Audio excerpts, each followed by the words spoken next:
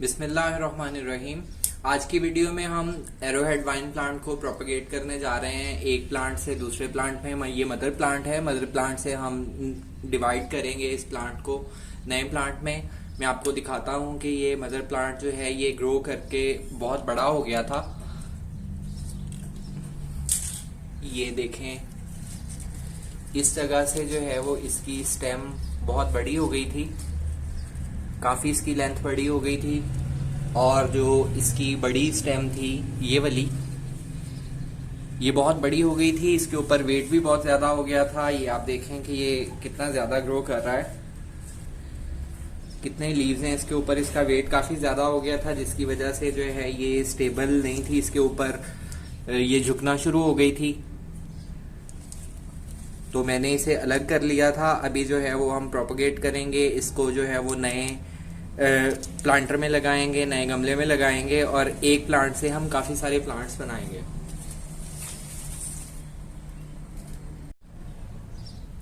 क्योंकि ये wine plant है तो वाइन प्लांट जो है वो बेल की सूरत में ग्रो करता है, उसकी लेंथ बहुत ज्यादा हो जाती है। तो अगर जो है वो आपने इसे बांधा नहीं हुआ किसी चीज के साथ और आपने जो है वो पॉट के अंदर कॉयल स्टिक भी नहीं लगाई तो प्लांट जो है उसके लिए अपना वेट मेंटेन करना मुश्किल हो जाएगा।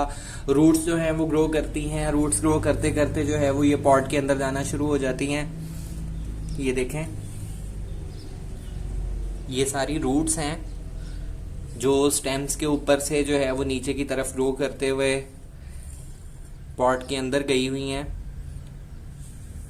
तो अगर आप इसे कॉयल स्टिक जो है वो नहीं लगाएंगे तो ये वाइन जो है ये अपना वेट बर्दाश्त नहीं कर सकेगी और झुक के जो है वो गिरना शुरू हो जाएगी एक तरफ को। और जो है या फिर आप ये कर सकते हैं कि जब वाइन की लेंथ बहुत ज्यादा बड़ी होना शुरू हो जाए तो आप जो है वो इसकी कटिंग्स, इसकी स्टेम्स जो है उनको निकाल लें और वो अलग से प्रोपोगेट कर लें और एक प्लांट से जो है वो काफी सारे प्लांट्स आप बना सकते हैं। एक सिंगोनियम प्लांट या एरोहेड वाइन प्लांट आप अपने घर में ले आए तो इससे आप बहुत ज्यादा प्लांट्स जो है वो बना सकते हैं। इसको प्रोपोगेट करने का, प्रोपोगेशन के 3 मेथड्स हैं इसके, लेकिन जो है वो मैं आपके साथ अभी 2 डिस्कस करूंगा, तीसरा जो है वो मैं अभी डिस्कस नहीं करूंगा। पहला मेथड जो है वो ये है कि आप इसकी जिस तरह से ये प्लांट है, ये कटिंग्स हैं, ये वाली कटिंग्स हैं, ये ले लें, इनको कट कर लें और इनको जो है वो आप पॉट के अंदर लगा लें और नए प्लांट्स बना लें।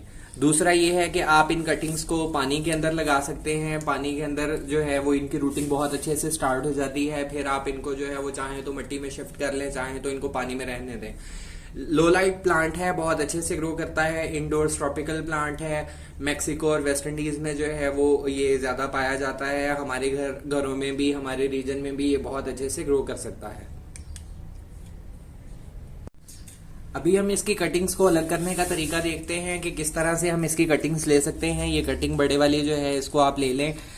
ये जिस जगह से रूट्स निकल रही हैं, ये देखें, जिस जगह से रूट्स निकल रही हैं ये वाली स्टेम जो है, ये मैं इसको सबसे पहले इसको अलग करता हूं। एक शार्प कटर ले लें जिससे जो है वो आपने इसको काटना है। ब्लेड वगैरह भी आप ले सकते हैं। शार्प कटर से जो है वो इसको इस जगह से काट लें।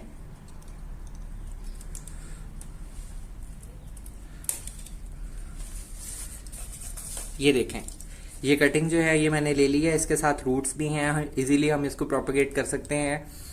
और इसके अंदर भी जो है वो काफी सारी मतलब स्टेम्स हैं जिनके साथ रूट्स हैं। तो ये वाली स्टेम जो है हम इसको भी अलग कर लेंगे, इस वाली स्टेम को।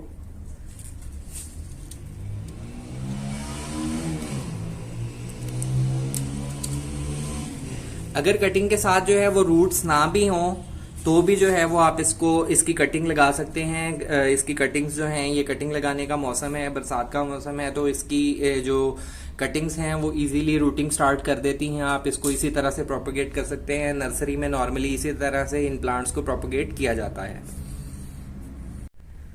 ये देखें, एक प्लांट कटिंग से जो है ये कितनी सारी कटिंग्स मैंने बना ली हैं। ये सबके साथ रूट्स हैं, इसके साथ भी रूट्स हैं, इसके साथ भी रूट्स हैं, इसके साथ भी रूट्स हैं।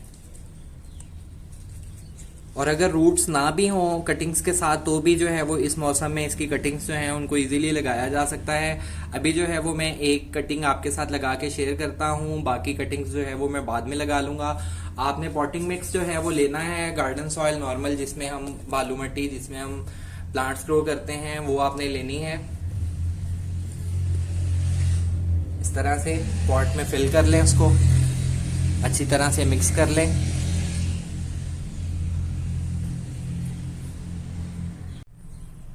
पॉट में मिट्टी फिल करने के बाद जो है वो आप कटिंग लें, कटिंग को ऐसे दरमियान में जो है वो लगाएं, जितने एरिया में रूट्स हैं वो दबा दें नीचे, और साइड से अच्छी तरह से जो है वो मिट्टी को प्रेस कर दें ताकि मिट्टी जो है वो अच्छी तरह से प्लांट को जो है वो स्टेबल कर दे और रूट्स इसकी जो है वो सही तरह से मिट्टी में डेवलप हो सके। इस तरह से जो है वो आप जितनी भी कटिंग्स बनाए मदर प्लांट्स है वो सारी आप उनको प्रोपेगेट कर सकते हैं। अभी जो है वो एक कटिंग में पानी में लगाऊंगा। पानी की बोतल इस तरह की किसी भी बोतल में जो है वो आप पानी ले लें और जो भी कटिंग आप पानी में लगाना चाहें उसको जो है वो सिंपली इस तरह से उसकी रूट्स वाला एरिया जो है वो पानी में डाल दें और ऊपर से उसको दबा दें। इस तरह से आप पानी में जो है वो कटिंग लगा सकते हैं। ये कटिंग पानी में ग्रो करती है बहुत अच्छी तरह से। इसके ऊपर जो है वो मेरी ऑलरेडी वीडियो है कि मैंने सिंगोनियम को जो है वो पानी में प्रोपेगेट किया हुआ है, तो आप भी इजीली जो है इसे पानी में प्रोपेगेट कर सकते हैं। और इस तरह से बाकी कटिंग्स जो है वो अगर आपके पास पॉट्स अवेलेबल हैं उनमें जो है वो आप इस तरह से इसको प्रोपेगेट कर सकते हैं।